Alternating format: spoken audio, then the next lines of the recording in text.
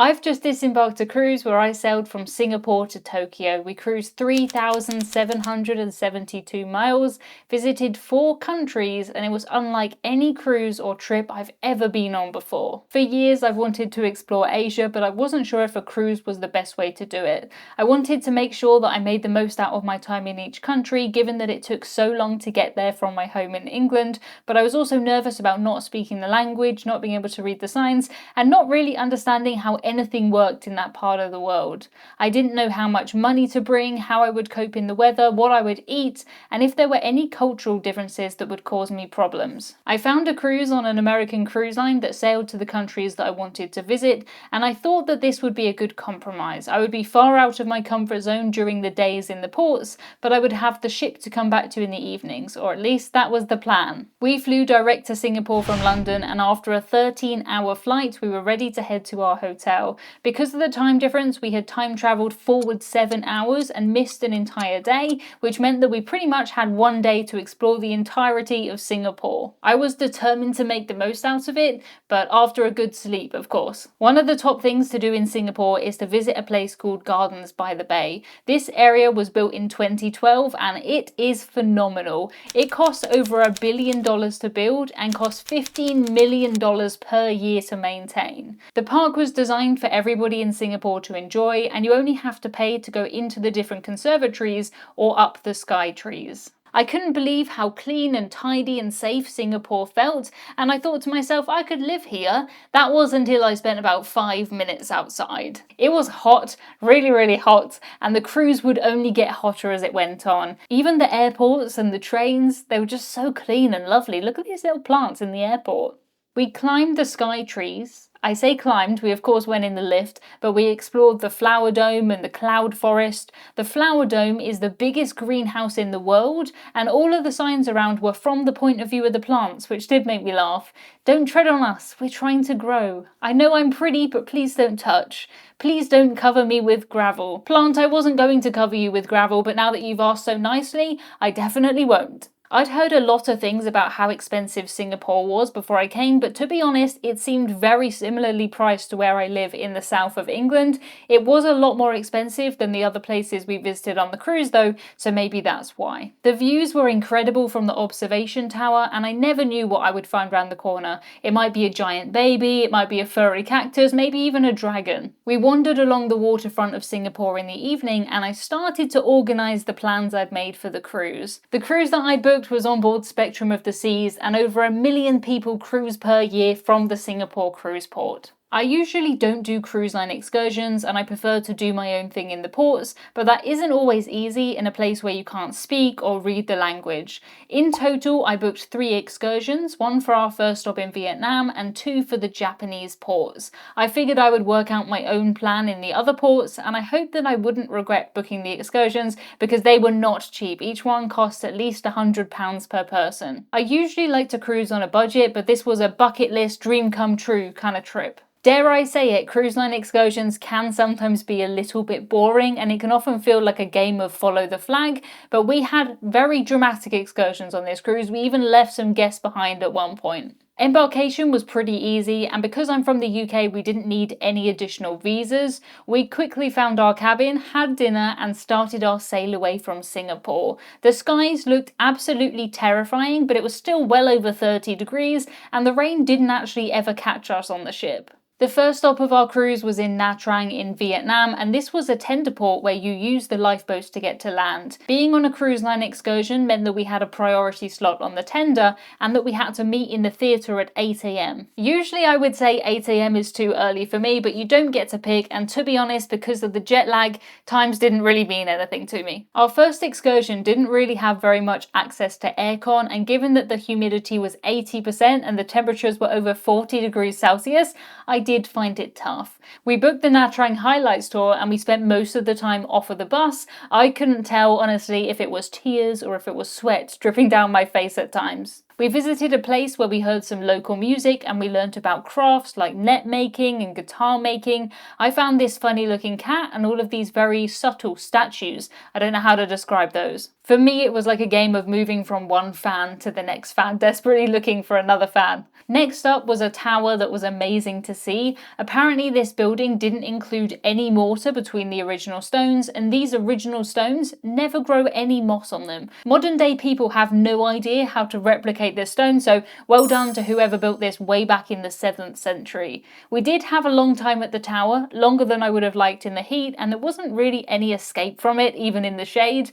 That is one of the compromises though that you make when you take a cruise lines excursion. You're not on your own schedule, you're on everybody else's. Or I should say that you should be on everybody else's schedule. We did find out later in the cruise what happens to people who are on their own time. When we moved on, we went to a restaurant where I had an included Pepsi that has never tasted better, and then we had half an hour in a shopping centre where there was aircon, which was just incredible. Even simple things like going to a shopping centre in Asia is infinitely more exciting than doing the same thing at home. I did enjoy the excursion, but it was very much, you are here for an hour, you are here for an hour, you are here for an hour, and with the humidity, I'm just not used to that. After this excursion, I was half tempted to just burn my clothes because they were so gross, but luckily this was the most humid port on the cruise and it did get more manageable with air conditioning. It was always such a good feeling to get back on the ship and to jump straight into the shower. I did end up washing quite a lot of clothes during the cruise because I'd always end up changing at least once or twice during the day.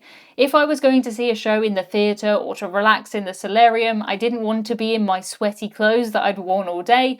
Royal Caribbean are fairly relaxed when it comes to the dress codes, and they don't really have any rules apart from on what is their version of formal nights, but even then the dress codes are really easy to avoid if you want to. Next on our itinerary was Hong Kong, and we had an overnight stay, meaning 2 full days to explore. I have been to Hong Kong before, but it was a long time ago, so here is a picture of me.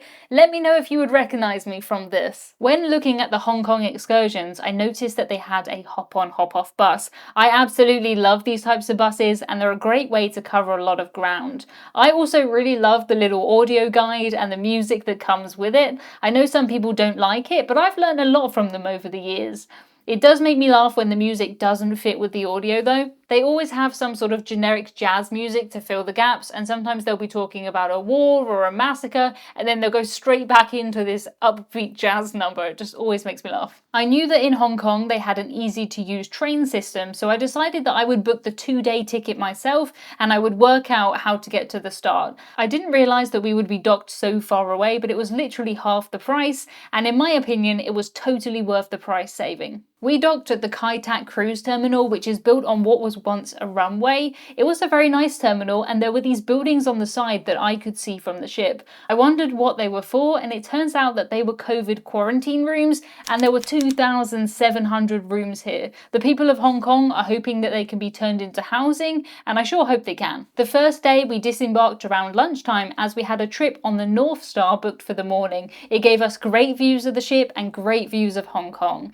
The North Star is this little platform that's on a long arm. They call it a gondola actually, and it is free to use on the port days. On sea days there is a longer ride that goes over the edges that is chargeable, but in true Emma style I took the included version. I will be bringing you a separate video that's all about what it was like actually on the cruise ship, so make sure that you don't miss that. It was very interesting to be on an American cruise line on a ship that was designed for the Chinese market. When we got off the ship we were met with this whole board of options. We'd already missed the free shuttle to the nearest station, but there was another shuttle to a different train station that was just one stop further away, so we hopped on that. We did find somebody else's cruise card on the bus actually, and I wondered if they realised that they had dropped it. The cruise card is what lets you on and off the ship, so it is annoying if you lose it when you're in port. They will of course let you back on the cruise, but it will just take some time kind of checking your ID and getting a new card printed. Buying a ticket in Hong Kong for the train was really easy. You literally just press the button of where you want to go and then you put your money in. We decided to head to the ferry terminal as the Star Ferry is a very famous thing to do in Hong Kong. Our hop-on hop-off bus tickets included a trip on the ferry and also the funicular railway. I always like to get the most out of the money that I do spend, so I knew that I needed to fit that into my schedule. The ferry was great fun. It was very busy and it was hot, but it was nice to travel with everybody else. There's actually 12 of these ferries and they transport 70,000 people per day. I really like using the public trains and transports in port. You get to see what real life is like in a place, and it's a good job that I liked it because I did it a lot on this cruise. We took a trip on the red route around the city, and on day 2 we came back for a trip on the blue route, which went to the other side of the island. We saw some incredible scenery, and I played a fun game called Try Not to Get Hit in the Face with a Branch. I managed it most of the time, but it did get me once. I found a shop where you can buy a friend, I found some adorable turtles in Hong Kong Park, and a fountain that you could walk into. The water was so nice, and it was here that I encountered my first squat toilet. The great thing about Hong Kong's toilets is that they usually have a map and it will say if it's a squat or a Western style. Nothing is as incredible as the Tokyo toilets, which I'll show you later, but I still prefer the Western toilets over the squats. We headed up the peak on the funicular railway and I found a shop called the Cookie Department, which I absolutely had to pay a visit to. The views from the top were spectacular, and the high-rise buildings, I mean, just look at these. I can't imagine living in one of these. You would be pretty much living amongst the clouds.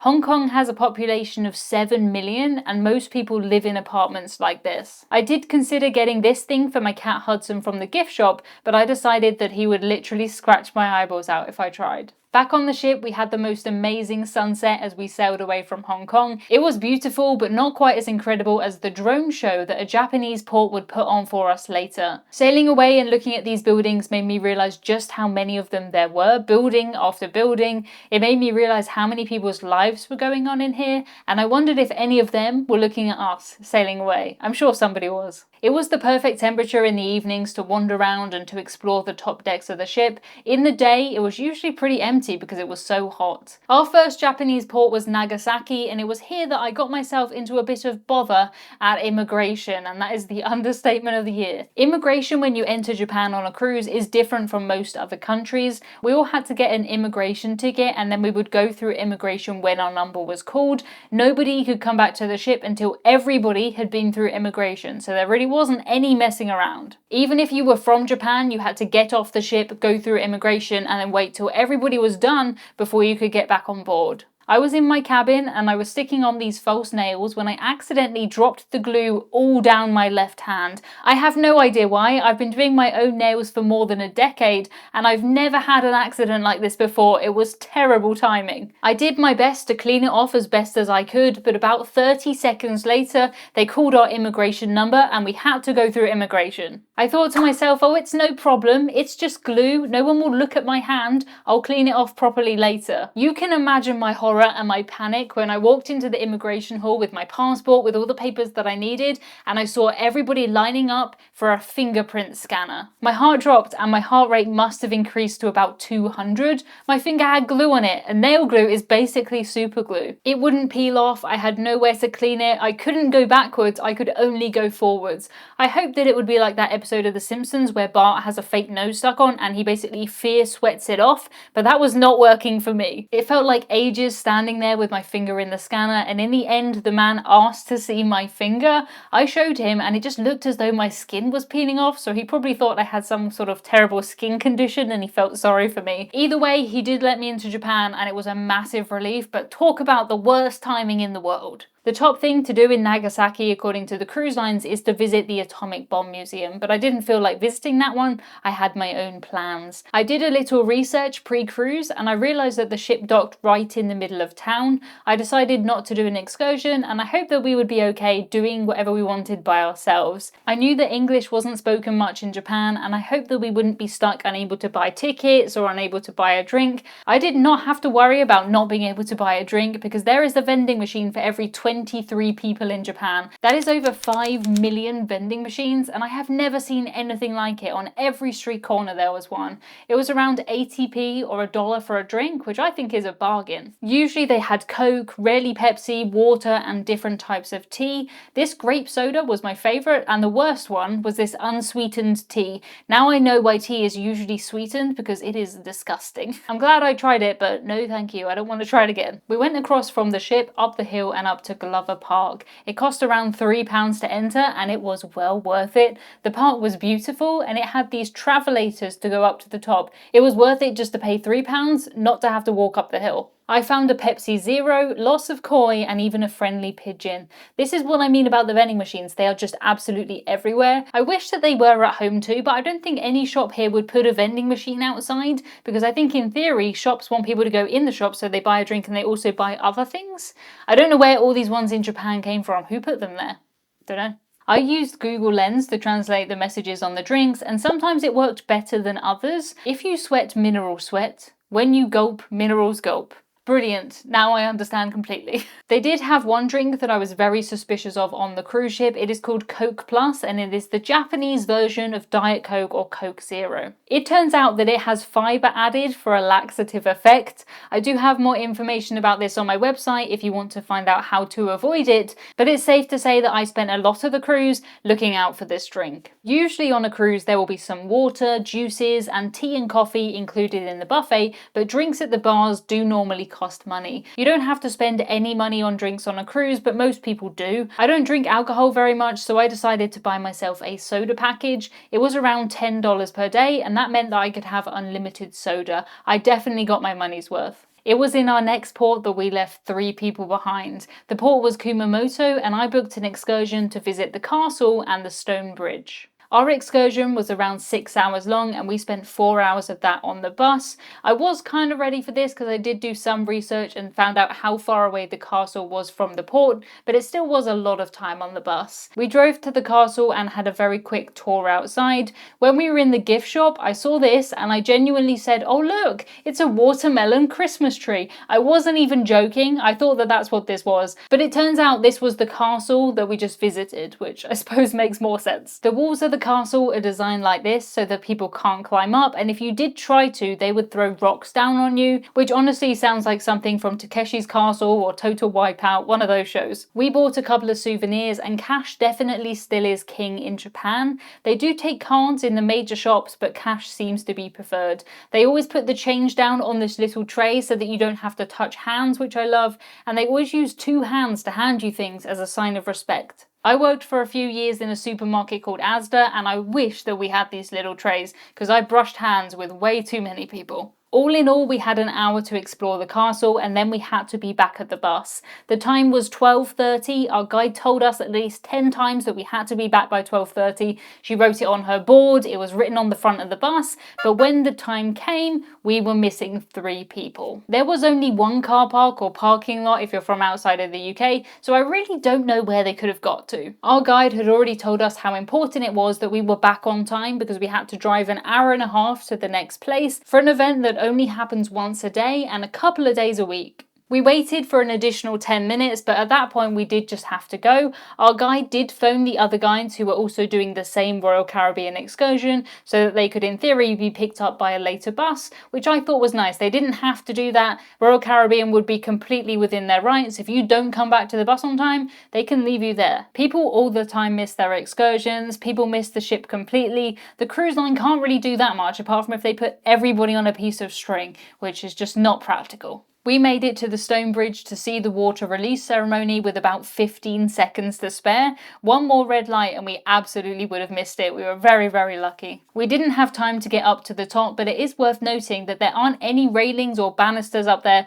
You've just got to be careful. While I was waiting to go back to the bus, I had a custard cream that I picked up from Marks and Spencer's in Hong Kong. You can take me out of Britain, but you definitely can't take the British bit out of me, and custard creams are absolutely the best biscuits in the world. Just in case anybody is in doubt, custard creams are the best biscuits. No bourbons, custard creams. It was at our sail away from Kumamoto where we had the most incredible drone show. I thought to myself when I read drone show on the daily schedule, I hope it's like Finding Nemo. You know the bit where all the fish arrange themselves to make a little picture? And it was like that, but it was so much more than that. The drones started off by making a few impressive shapes, but it got better and it got better. They even made a spinning cruise ship completely out of drones. They made these various messages too, which I'm sure look like I just typed them on the screen for you, but I promise these were there in real life, floating in the sky. There was a fireworks show too, but to be honest, after drones, fireworks just aren't as good. Fireworks need to up their game. There were over 3,000 people on this cruise and the majority were from Asia. The top nationality was Singapore and we very nearly lost 12 people on our excursion the next day in Kagoshima. The excursion that we booked on was one to go see a volcano and also a park. I did have some friends who made their own way to the volcano and they said that it was totally possible and it was totally fine, but they were stood on a very busy bus, whereas I was reclined and chilling out on an air-conditioned bus. That was the difference. I'm sure I paid about 30 times what they did though, so really it just depends what you value most. In this case, I was very glad that I took the excursion, but it isn't the norm for me at all. When I heard that we were going on a ferry, I thought that we would be getting off the bus, wandering onto the ferry, and then walking around the other side, but no, that was not right. Our bus drove right into the ferry. When I was writing my notes for this video, I wrote that the ferry drove into the bus, which I can't even imagine. We were allowed to go up to the top deck to look at the view, and this is where we almost lost 12 people. We were the last bus on the car deck waiting for people to come back, and we were still missing 4 people by the time we just had to leave the ferry. The ferry had to turn around and go back. There were other cars and other buses waiting. We couldn't stay on the ferry forever. Our guide had to get off the bus and go back and find them. Luckily she did, which is a very good thing because they'd actually left their bags on the bus, which I imagine contained their passports, which could have caused lots of problems, loads of problems. Having a local guide was great because they would talk to us while we were in the bus, they would teach us things about Japan, how to count, and they would teach us about the cars that we would see. In Japan, these compact cars are very, very popular, which I think is so cute, and if you want to buy a car in Japan, you have to prove that you have a parking space for it before they'll let you buy it. Exploring the volcano was so cool, but we couldn't go right up to the top because it is still an active volcano. Our guide talked to us about the last major eruption that happened 100 years ago. She said, you see those rocks? They were erupted out last time, so just imagine those hitting you in the face. She was this lovely little Japanese lady, and it was just so funny to hear those words coming out of her mouth. I don't know why. We moved on to a park that was beautiful, and I found these funny cat statues and also Sego. I'm not sure if that's a copycat version of Lego or if that is legit. Let me know if you know. I made myself a fan out of the brochure, which did actually help a little, and I bought a proper fan later on. The water mist fans though, they were absolutely the dream. I wish that they sold some sort of portable water fan, and now that I say that, I'm sure that they do. Our next stop was Tokyo, and this was the place that I was most excited about. Tokyo is everything that you are imagining right now. It is bright, it is loud, it is busy, it is so organized, it is so clean. It's the capital of Japan and it runs incredibly on time. Apparently it's so rare for a train to be late in Japan that if it is delayed over 5 minutes, they will give everybody a late certificate that they can give to their work to explain why they were late. If they did that in England, England would run out of paper in about 2 days. We ordered a Pasmo card to our phones and we could use this to pay for the train, for the taxis, for anything really. It works basically like a contactless card and you load it up from your regular card. I've actually never heard anybody say the word Pasmo, I've only written it down, so that may not be how you pronounce that at all. The train map sure does look confusing, but it's actually really easy to get around. We came across Tokyo Tower almost by accident and we headed into the shops there. I bought a Ninja fan from the Ninja store that sold Ninja ale, and everything that I found everywhere just looks so strange and so interesting.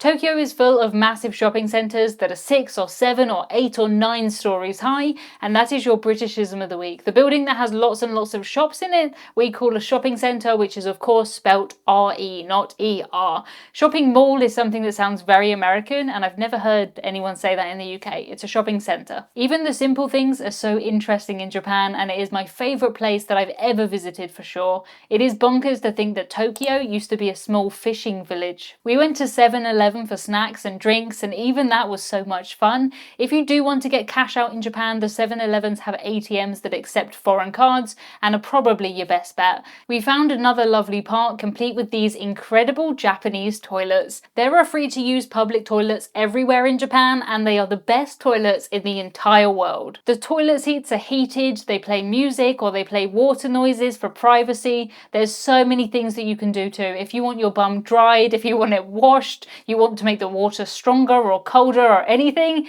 no problem, a Japanese toilet will do it. I did have a look how much it would cost to get a toilet like this installed in my house in the UK, and it's actually not as expensive as I thought it would be. I'm not going to be buying one for sure, but Christmas is coming up, so if anyone wants to buy me something, buy me a toilet.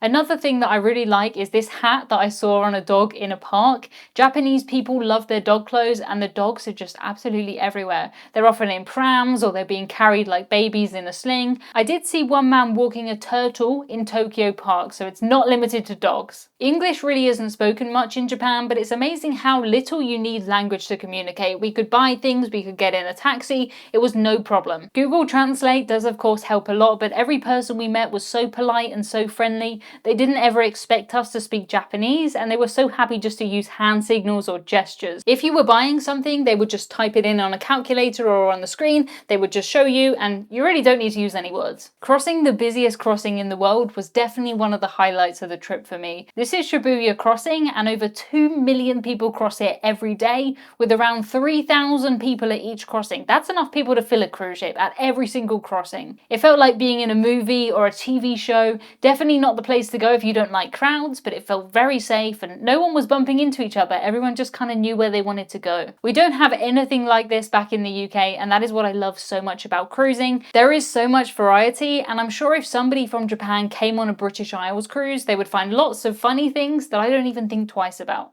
I took a British Isles cruise last year despite being from the UK, and it was really interesting to see my home in a different way. To find out how that cruise was and who was on that cruise, check out this video next.